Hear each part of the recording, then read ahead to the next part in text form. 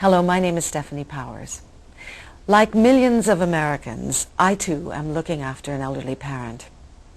This bill concerns me deeply, and I feel it's vital to families and their loved ones.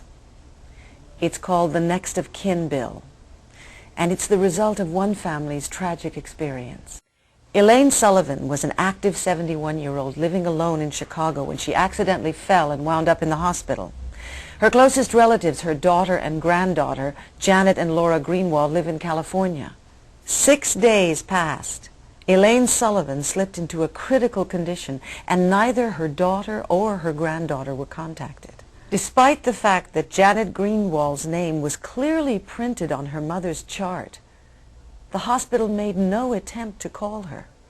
Finally, when they did call, it was too late. It was too late for Janet to get to Chicago in time. Elaine Sullivan died absolutely and unnecessarily alone. Hi, I'm Leeza Gibbons from the TV show Extra. I wanted to take some time out today to tell you about something that I find tremendously important. When I first heard the Greenwald story, I could not believe that something like this could happen in the 21st century. I mean, the entire world is a mouse click away, yet a hospital didn't remember to phone a patient's family for over a week? I guess it really shouldn't have surprised me, though, because I've done so many stories about medical tragedies over the years on my talk show, and I'm always touched by the tremendous impact they have on the patients' families. And that's why I'm so glad that I can be a part of Janet and Laura's legislative efforts and support the Next of Kin bill. Every day on the news, we hear about our government's efforts to either try to cut down on medical errors or to protect patients' rights. Well, this bill will accomplish both. When an unconscious patient comes into an emergency room, he can't tell the doctor anything about his medical history, about the prescriptions he's been taking, the surgery he's had, or the medications he's allergic to. But in most cases, his family can. And that's what the Next of Kin bill is all about. It will require the hospital to call the unconscious patient's family or emergency contact so that they will be able to provide a medical history and make critical decisions until the patient is able to do so for himself. After all, it's a patient's right to have his next of kin or his chosen decision maker contacted and allowed to make those decisions. What this bill does is set brief guidelines and a specific time frame for that notification. It must be done within 24 hours. Right now, there is no law, no regulation, nothing forcing medical people to do this except that it is the right thing to do.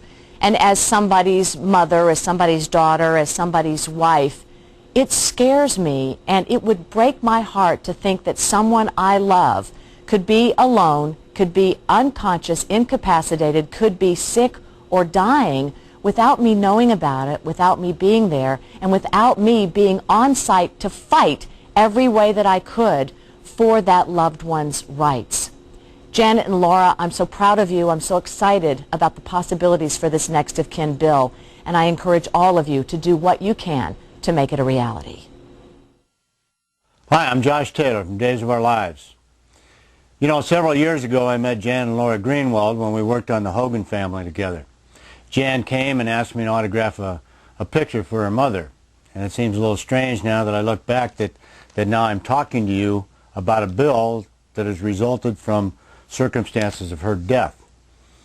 The reason I feel like talking to you about this, my mother also is older. We have since moved her now down to Phoenix into a retirement home. But she was living by herself back then. And I just can't believe when Jan told me the story that to hear that her mother is in the hospital and it's been too late to get back to see her, and that to find out that her mother's been in the hospital for 6 days and no one has tried to get in touch with her, that just is extraordinary to me. I just found that hard to believe, and it just does not make sense.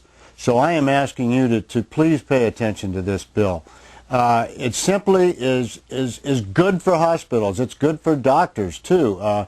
If you have a relative there or someone who knows the patient making decisions for that patient, then they are less likely to come back and go against the hospital or sue the hospital for wrongdoing in this case because they were the ones giving the information. It seems to be, to me, a common sense situation. Now I know that that many of our laws and many of our rules are not created around common sense. I've always felt they should be. It's a crying shame. What we have now, basically, other than in 4 states, is that hospitals simply are required to try to get in touch with a surrogate decision maker, relative, friend, etc., only because it's the right thing to do. Well, I think it should be more than that. If it were the right thing to do, which it is, and everybody did the right thing, we wouldn't have a problem. But that is not the case. It also seems to be a common sense thing to do, to get in touch with a relative or a surrogate decision maker. But apparently we must legislate common sense. And if we must legislate common sense, let's do it. That is the right thing to do. I am saying, please vote yes on this bill. It is the right thing to do. It's the common sense thing to do. Let's make it right, folks. It's your parents as well as my parents. It's your friends as well as my friends. Please, please pay attention to this, and please vote yes on this bill.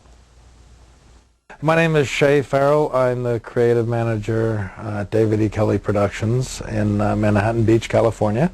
And I have a keen interest in the next of kin bill, or the proposal to make it a universal bill.